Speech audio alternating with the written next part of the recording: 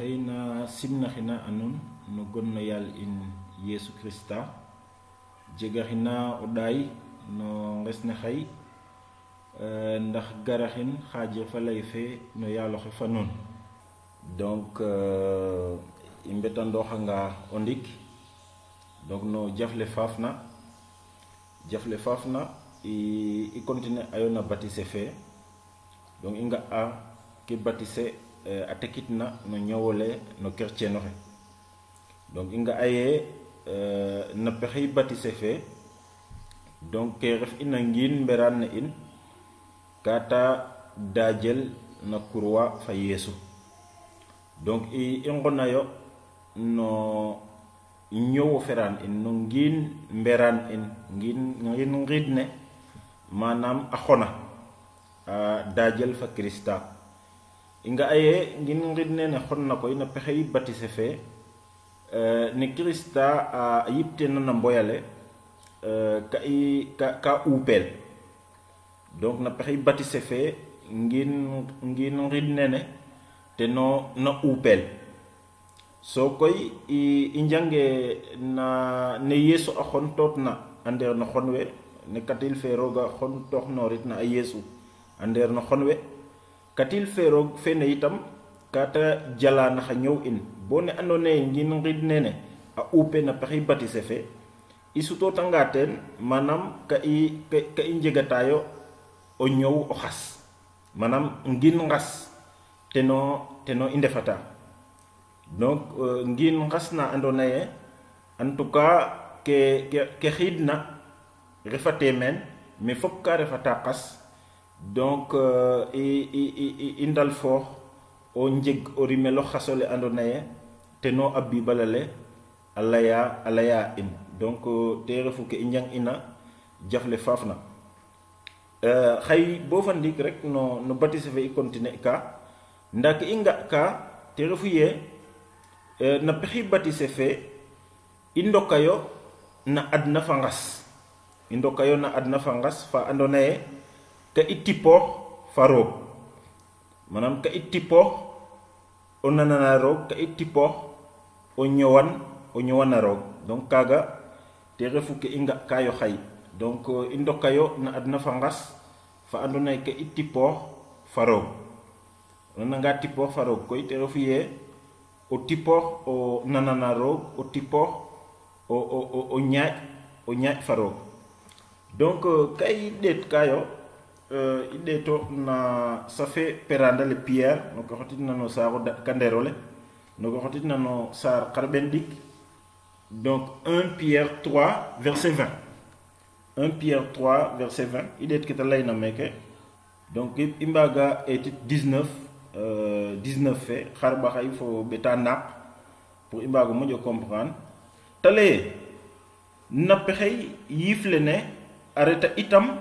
a waare ik a yiif ake mbegena ndef na wenana ɗar ina yaaga roog a maad ina o muña a soɓ nowe a jala a kalale wiin mayeer wa nde na etu daduk soom ndok ina na kal ale muccil na pexey foofile ka reeɗu nitale ir na baptisé fe na mucla anu ndiki na baptisé fe refe ye ndo cer in i ɓoga nda ka ref i ngeɗa a roog o njeg yiif je joxeer dara ten o mat na mucla in na pexey a qontax ale Yesu Christa amen donc meke a bible oxe a leya in no ka andona ye a xewa na jamano Nowe donc xeye wetanta a leye na jamano Nowe ye o jaɓu maakole garna na xooy le déluge na tubaab a leye wiin ɓetu tadik donc deno muc'u te refa a Nowe fo o tew oxe ten fo xa ɓiy xa tadaqaxe Nowe fo rew dadik we den waaga rek deno muc'u no jaɓ o maako lene so koy meke ta leye e ka ref nitale ir est-ce que waxe ga donc ta leye ka reeɗu nitale ir na baptisé fe na mucla a nuun ndiki donc ke xew ina na Nowe ale ka reeɗu nitale ir manam nital oxiga ka reɗu nital no ke na xewa ndiki donc xarota bugo laya in nowe fe ando naye a nanan a roog roga lay ane xemandi a kaal o rok ten wo fo ɓasilof nda na jamono faga nowe a daja a kalale win we a continuer a ñowa a mbi'a ke felna den o leng gim ke nowe a layogna nowe reɗo o ɗofoxe te reɗo xe ando naye manam o ɗof dalo damit wala nda ten dongo muccu ten fo ɓasilum we ando naye den reɗo kama kalale fo ten waxe ga'a donc xay te leye kene ka ref nitale ir batise fe kike i njangana batise fe leg-leg o nanga nanan waga fi in nen ka ñakna xoox ne ando naye kene xew ina nowe nowe xemanda a kaal wiin we a mbi in nen ka ñakna xoox mais a kaala laga tina muccil kan donc te taxu batise fe itam ka jegna solo yo te taxu Yesu a laya ine fat i mbatise el donc i njanga jafle faaf na comme nen layta noona ke batise fe a fi'a parce que o batise anga ka xayo rok nel kam foofi mais refeye kaga a faaxa nda ke ta fi'a no ñewole yo te moƴu faax manam ke ando naye te refu ngin etan ne ngin mberan ngin ngid ne ando naye ka xona a dajel fa Krista so o dal fooxo o jeg ngin ngas o dal fooxo jeg o ñowo xas o ñowola ando naye ka ɗegoro kay fa bakat donc nowe yam ne tan nanan na a roog xayo ga'e fop xaya sankoox paamum ke nanan na a roog adna faga a dal fooxo kum a dal fooxo faaf adna fe nowe ando naye ga ndeɗu no mbaɗ ne saytane a dal fooxo faaf so adna ngas a gar adna ngas nowe ando naye den ndefu we nanan na a roog reɗina nowe fo we ando naye den ndefu ɓasil ne ten donc nu nga'an donc te ley ne nowe ne ando naye nowe no jamano fete no jamano ka ta rok na kalale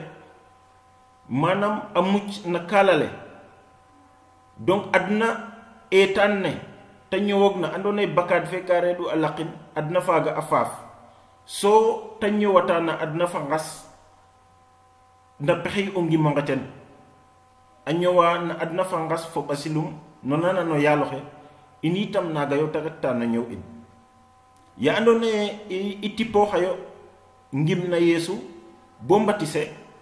ke ando naye te refu adna fa ngid fe ngin ngid ne ka xona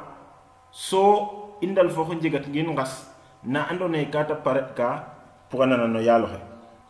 maga koy ka indal fo xayo o ndokid no matne roog koy te refu wiin we ando naye nena in a njaɓayo ke rooga layna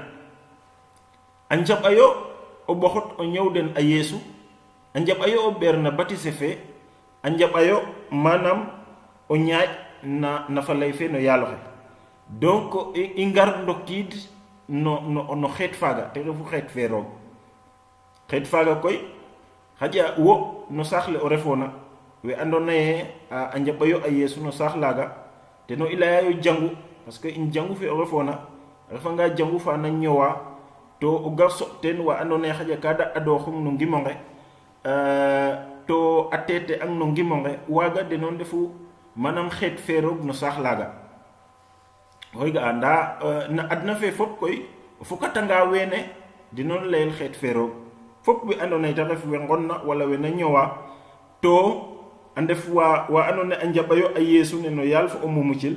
so a njaɓ o nanan a Yesu no ke ando naye te refu no ke ta xeblitna waxe ga'a no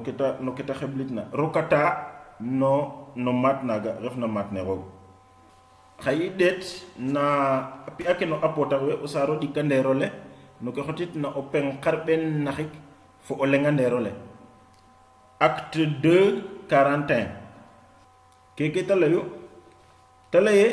we ñep ina falay fop a mbatise e to a koom dalbewe a ɓaatoxa ngap wincuni tadik waxe ga a meke te refu wa refe Pierre andona i njangano no leçon ke mbaafna ta lay we njab ina falay fop a mbatise e to a koom dalbewe a ɓaatoxa ngap wincuni tadik donc dalbewe a ɓaatoxa donc wene andona ye ga sogo ngima ka ngar a soɓiid we andona ye ga et o ngim waxe ga a so o ga dalbewe a ndal fooxo o ɓaatu wo itam a refanga ye ko sogo gima ko sogo rokida manam no matne roog soɓiid we andona ye en tout cas a etango o ngim deno o soɓiido no matne o yaaloxe a fokatana a xooxum i mbaga ɗeet itam verset 47 no saar xarɓeen naxik fo o ɓeta ɗakongeeronge i mbaga ɗeet 46 d'abord ta lay bes fu refna kam mbokato roogu no mbin roog ne a mboga mbuuru ne kam pin a qeƴ ke a ñaama fo o mbek fo xeeñ yelefu a simata a roog to a ngidman paam xeet fe fop maaga bes fu refna o yaaloxe a ɓaatoga no fog ole no gimuwe wa muƴna nu nga a meke itam oxe a leya in no ke farna na ɓaataxale ta lay maaga bes fu refna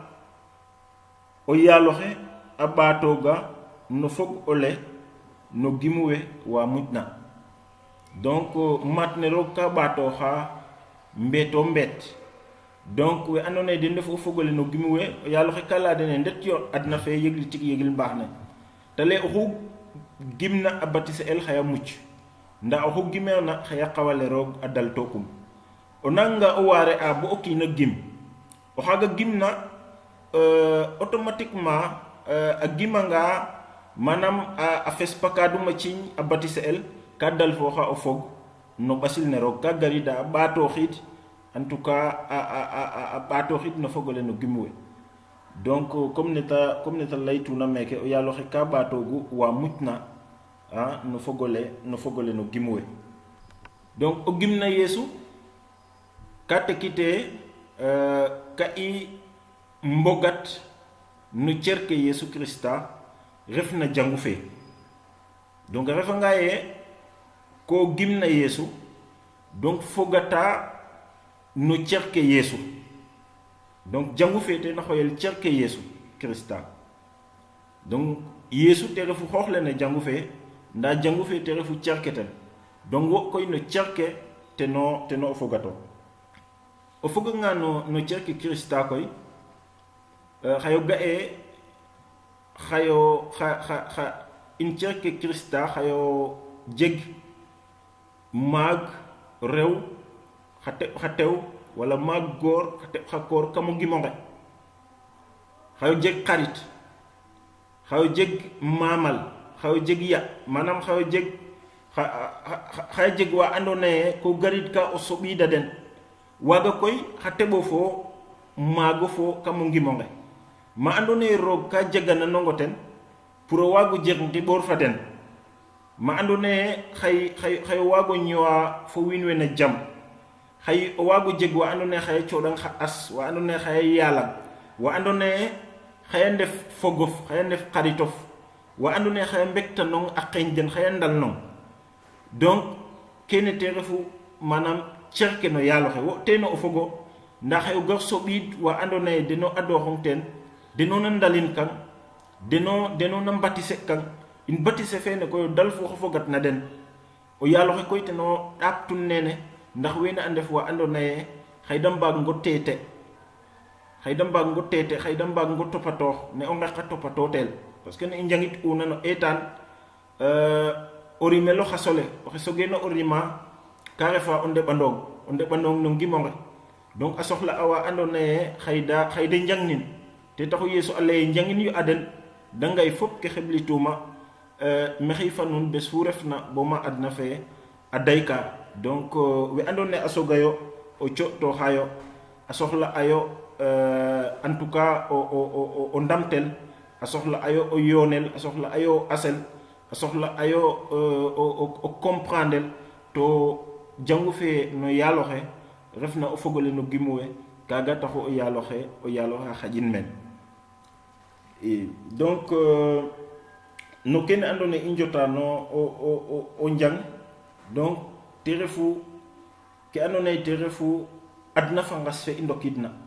adna fangas fe ne te refu matne roog te refu matne roog andone ye ka fokata in no cerke Krista donc ɗikander ke koy xay i lay no tipaxale a tipaxale andona ye teno i tipooxu fa roog na pexeyo ngim in na pexey o fes pakad o le ina ciñ na pexey batise fe andona ye te i mbatise u donc xay i ɗeeto na Matthieu 28 verset 19 Matthieu o sar xarben dik fo betu da kanderole no ke xotitna no peng xar baxay fo beta nax kanderole keke ta layu ndet yo mbi xet ke fop dalbe mbatise yo aden no gonne na fab fe fo bere fo yifte dule donc o xena batise el ka batise el no gon an tale no gon le na fab fe fo bere fo yifte dule donc kaga koy ka jeg na solo yo no gon mi ta refatna gon le na fab fe fo bere fo yifte dule te nona layatel no ñowole wa donc ka fi we xay o retanga o jikik tigi magasin o retanga no gon no xe andona ye te no lulong no gon laga te no o bin ka facture ne o cootkel parce que te jegu te jegu ke o jikkona donc nene yo taxet tu yitam o nananga ta layele ta batise el no gon le na fab fe fo ɓenge fo yifte dule kate kite waga deno njalu ki muccil na o kiino xene deno njalu fab fe te lulida o ɓenge a garid a jaɓo ɓoxo toox nen sadax so ɓenge tan nom tooxna a lultid yifte dule andona ye o gimanga teno o coɗel xay ta ref fawo teno na motanda o rimelo xasole no ñowole wo donc ka tekite waga deno njegatong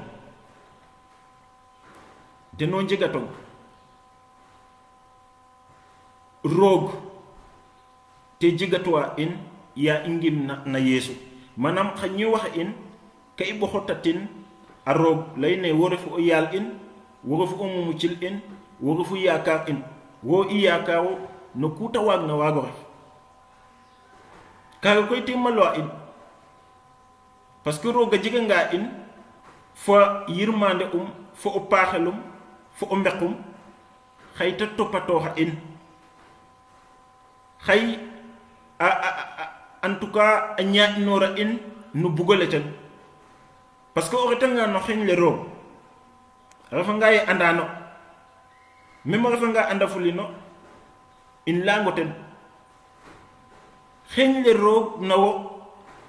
jege oxa moƴonga o yene paax a roog paax or teno ta buganong roog barke teno ta buganong roog ka bugo jeg jam roog ka bugo ref no yaadax te taxu ten itam ka jika in o fo o le Yesu te ta jikta in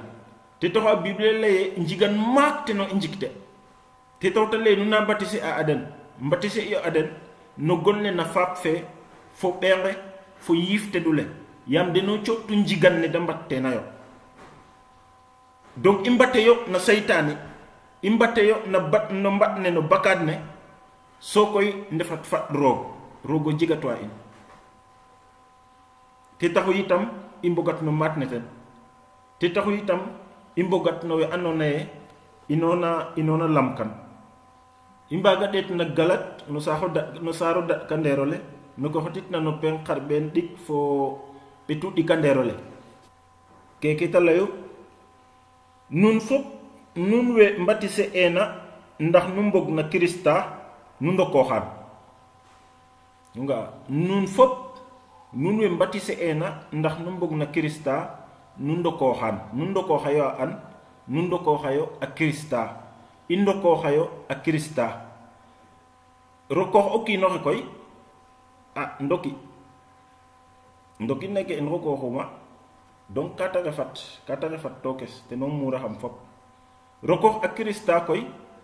xaƴa refe ne ndoki ka i mbaag na o nga ndaa no ngin kam in ka i ndokooxa Krista ka refat na in Krista a refanga na in koy Krista ka xelo feeñ ga ane ndoki ne mi xeke a feeñta nu mbaagino nga naaga yo Krista a xelu o feeñit naxa ñowaxe in no ke i laya no ke i ñaaƴa no ke i yoɗnooxa no ku i mbi'a Krista ka waro feeñ teen yaam ka i ndokooxin donc wo a refanga ye ko refo talbe Yeesu Krista a wara o feeñ no ñowole wo Krista a wara o feeñ no ke andoona yee te refu no ko fi'a fo no ke o ñaaƴa bo fa ndiik na pi'a ken apootar we o saaxo ɗikandeer ole no ke xotitna no peng xarɓeen tadik fo ɓeta kandeer ole acte 2 verset 38 ta lay meeke ye Pierre a doona ne mbesyo pakaat nun a ciñ to oxu refna fat a batise el no gon Yesu Krista ndax pakaat a mbaasanel te daaw yiif te dule roog a ci'ta donc nu nga a meeke a numtooxida a pootar Pierre bo fa ndiik xa ta leyo me ta lay mbesyo pakaat nun a ciñ to mbatise el no gon Yesu Krista fe rabidna fe coonoɓna fe ɓaxna o fo'ole ten ndax wo o waago jega baasan pakaat no gon Yesu te taxu Yesu a laya ine nu na ngeɗa ngeɗit yo gones manam Yesu fe andoona yee te jegatwa in i nanga o ndeta fat i ndettata gon le ten kene oxe wiijla in ke taxna i mbaago ndax cini ke no gon Yesu parce que ko lala jini feye na Yesu o fogo Yesu jegatom no ɓasil ne Yesu te no i mbogatu to fop we mbogna no ɓasil ne Yesu ka da yoono fo sañ-sañ fe Yesu yam Yesu ka ta cooɗa a den sañ-sañum Yesu ita ñëwa meke na adna fe a jema a fi'ana cafa ɗak yeta eetna o lul dalbe xarɓaxay fo dalbe ɗik we ka lula den a co'a den sañ-sañ da ndeta mbi'a ke ta fi'oogna a ndaxa cini ke a mbodanda jiru we fo kene te ret bo mbambirna a lul wiin xarɓeen ɓeta ɗak 70 personnes a lula den itam a co'a den sañ-sañ da ndeta mbi'ayo ke ta fi'a a mbaare ayo yegil mbaax ne a mbodandayo jiru we a ndaxayo cini ke so yeta ngayna na asamaan itam sañ-sañ faaga itam te ɓaat no cooɗ we andoona yee den ndefu meeke no lanqi to a ngim no ten te taxu dalbe we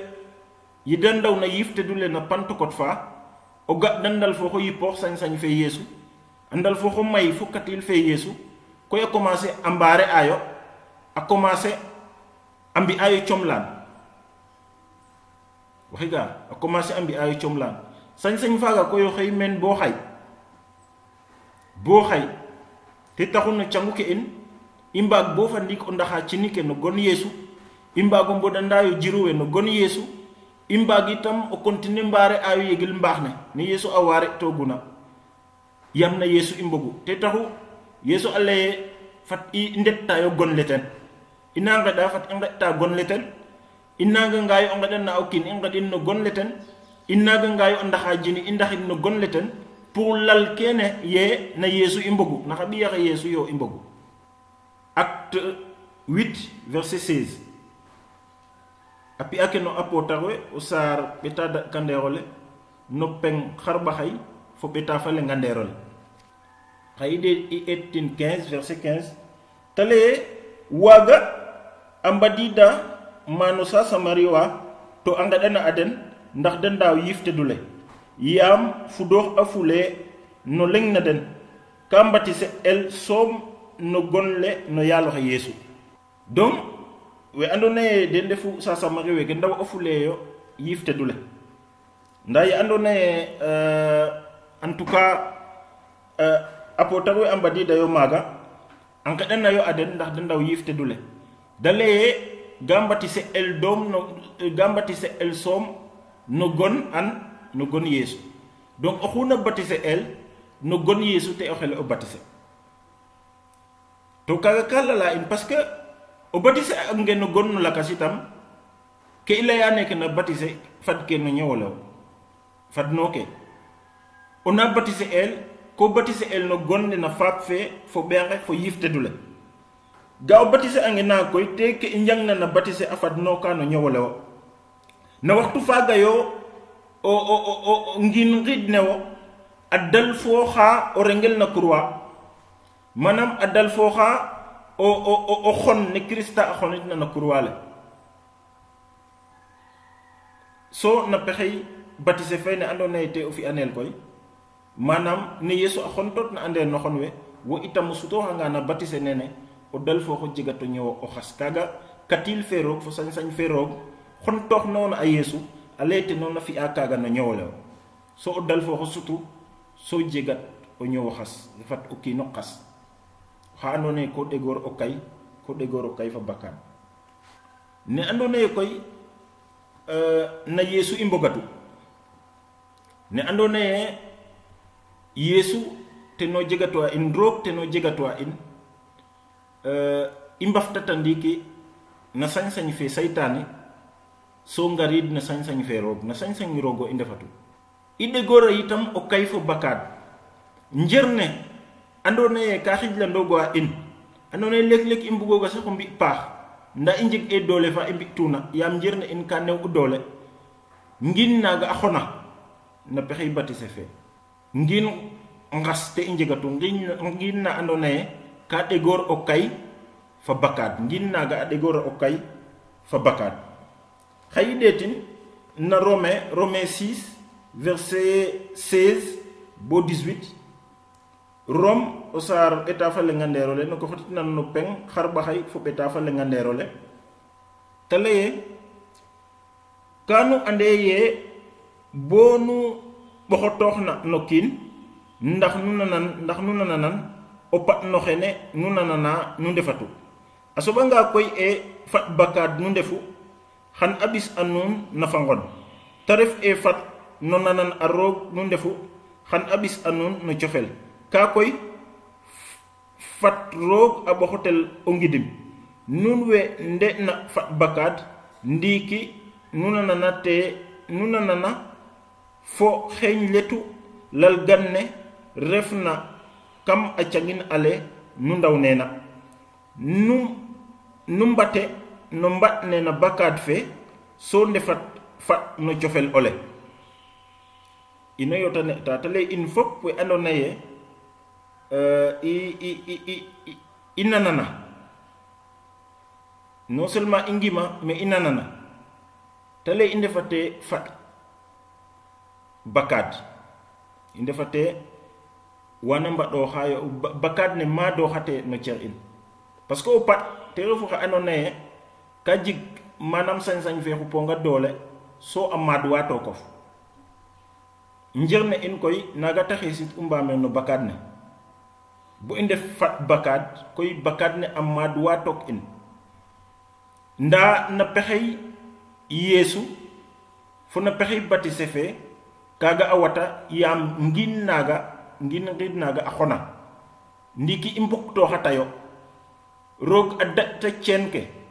ka fi we cenke ikum ena adda ta aden injegata akko imbagata o ñew no ciofelo rog meke itoloxna yamungi mo nga in na Yesu Krista injegata akko indefate fat ndefate fat bakad manam ke imba do xata kay te refu o ciofelo le mi te refe na koy injiga tayo akor in manam imbaga tayo o ñowat fa roog imbaga tayo o ñowanat a roog yam bakad madwate no cerke in ndigi koy imbaga yo o lamtoox ndax naxa ñowaxe in ndax mamo i tollooxu teen no ke farna no ɗaap ke i ɗaapayo no ñowole in ke farna na cangale ke farna no ndolnir no calel ndax no kene fop i nanga o ndoka teen i nanga o suta fop ke wagna o bakadnorat a in no ke ando naye te refu projet ke i njega naxa ñowaxe in il faut que i ndoka no projet ka ando naye en tout cas a xoola mbamir no yàlla a refa projet ka na ɓoxota a roog o ndam momu i tollooxu no ke farna manam no xaalis fo xalal adna est ce que te moƴanduwa in a roog a bible la laya ine i ngele o njeg xalal a bible ka encourager a in sax ndax i mbaago njal nda itam no ku i njala fat i njala no ke ando naye en tout cas a boxota o yaaloxe o ndam ku na coɗang xaalis to yoone fo o bugole roog ba o rok teen to itam o refo xa ando naye xayo gore no ke farna no xaalis no ke farna itam no xalal adna kaga aussi ka jeg na o njiriño no ke farna no ndolnir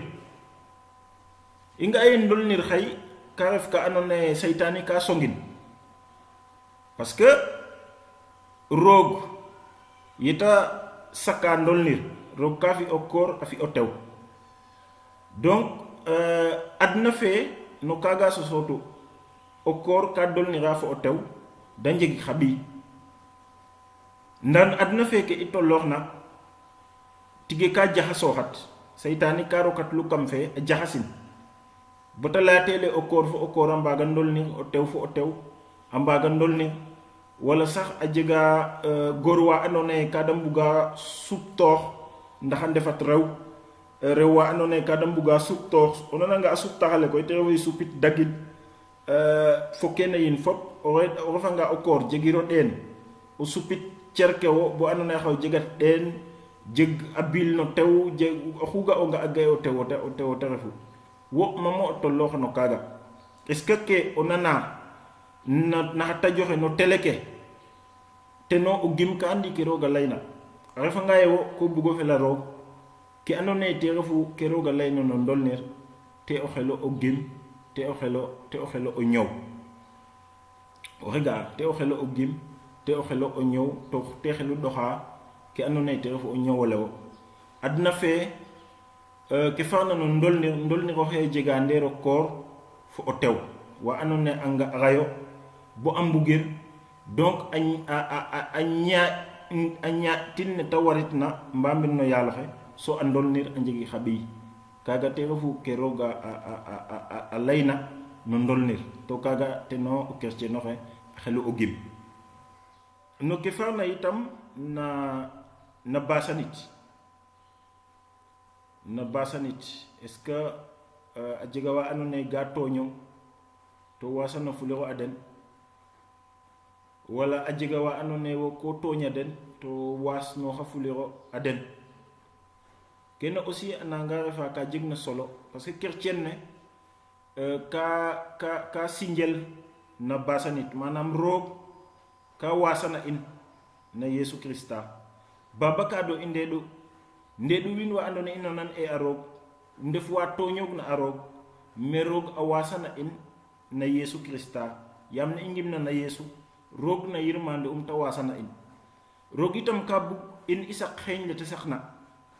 ku o kiina waag na waagu fi'a in fo nu ta ɗomit na ɗomit i njeg xeeñ o mbasanit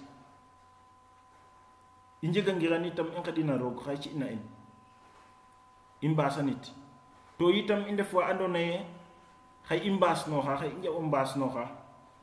nga ka andona ye xaƴa i mbi'ano kiin to wax deg te ref ka andona ye refa andero fo o kiino xeene o waago ret o waasnoox o kiino xeene kaaga aussi ka jeg na solo yo a baas nax ka ɓisiida jam waxiga ka ɓisiida jam ka ñufa fiɗel le seytaane parce que seytaane ke ta bugna te refu ye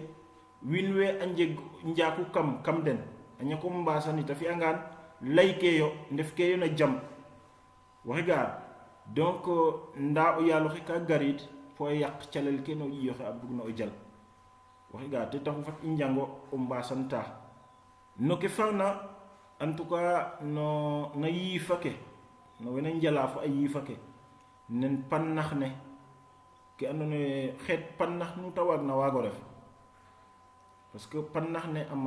maya façon nda fat nu ande wena mbana a yiifo da njaltayo to a yiifa kaaga da njalta refe yiif le roog a yiifa kaaga ngate yo na roog yiif faaxeero to a yiifa kaaga saytaane teno da nananayo donc a refanga ye wo ko fog no ɓasil ne roog ba o jaɓo xiɓoor fo a yiifa kene a refanga ye ko fannooxoogu xaƴi pannax nu ta waagna waago ref fo façon fu o fi'tooganoona ko warno xaƴat yaam a bible a laya ye wena ñëwaayo no kene a lay lam ke yo maat ne roog donc waagiro o lay ko fog na yeesu bo rokiid kam maat ne roog bo ƴut koy bugo continuer ñëwaa kene donc kaaga ko xelu sutoox teen bo xool xac mamo o tolloox itam no wiin we andoona ye en tout cas mbogee fa wo o ga donc adna fe roog ne ta xemanditna in i nguutatir nene yo xa o ga ole in a guutatritu xay o ga o kiin ko foga fo wiin sax faap fa yaay to fog kiro fa den o ga donc o kiino kiin ka jeg o ga ndaa wo mamo o tollooxo fo we andoona ye ka da ñëwaa fa wo to nu mbogee o ga te ref kam jangu fee wala te refin ɓasil ne wo wala te ref me o jalta we mbogeerna fa wo o ga mamo o tollooxa fa den donc kaaga itam o buganga o ñëw en tout cas o ñëw ola andoona ye xew nanor fo wiin we il faut aussi o jaɓa lakas we fo o ga den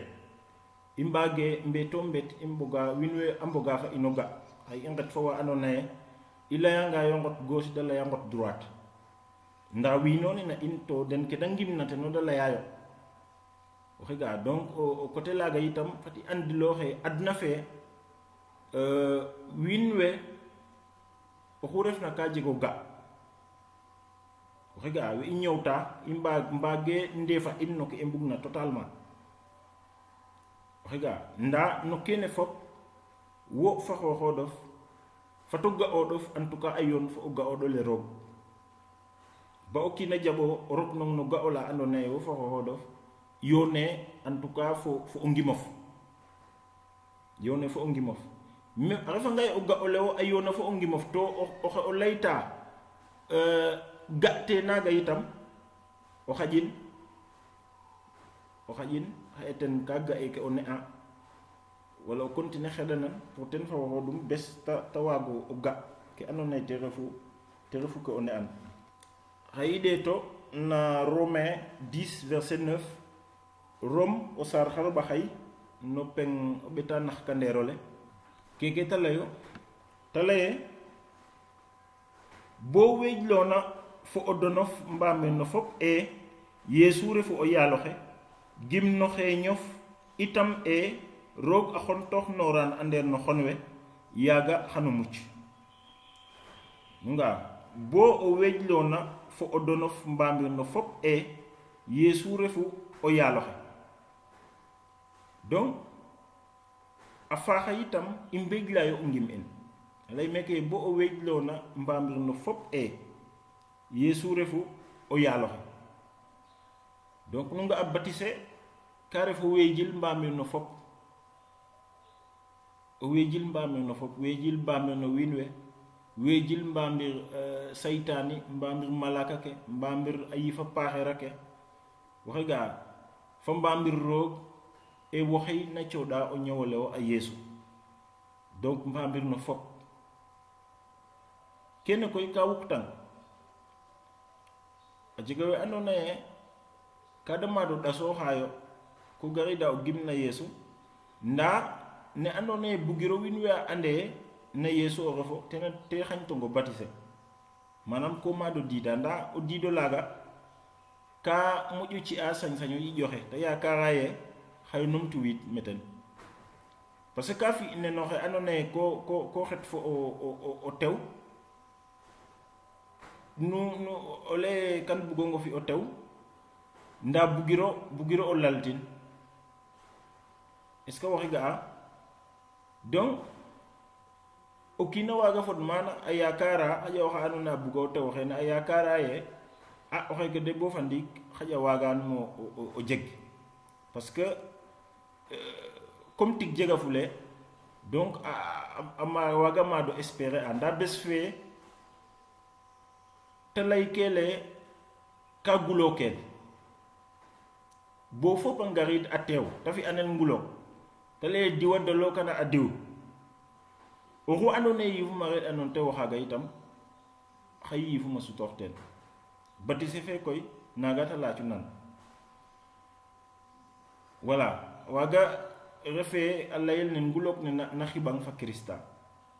o genox mbamel no fop lalite na Krista yo o fogato waxe cooda a Krista o ñewolewo to kaga ka ci am doole parce que kene o fi'ona ko jegata manam o bugole ndax waago gayin bono mukandong ne donc te taxu o ngimonge a faaxa nda lalit mbamir no fope gima fop ande wo no ɓasil ne rogo o fogato kaga aussi a refa ka jeg na solo donc nu nga'a pour in waago o wetandit no ke andona ye te refu no ke i njotna o njang xay donc i nga'a ye i ngimangayo manam bo mbatise el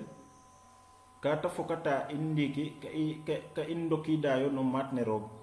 ka i ndokidayo na adna fa ngas waxe ga na adna fa ngas i njegayo o rimelo xas ndokid na adna fa ngas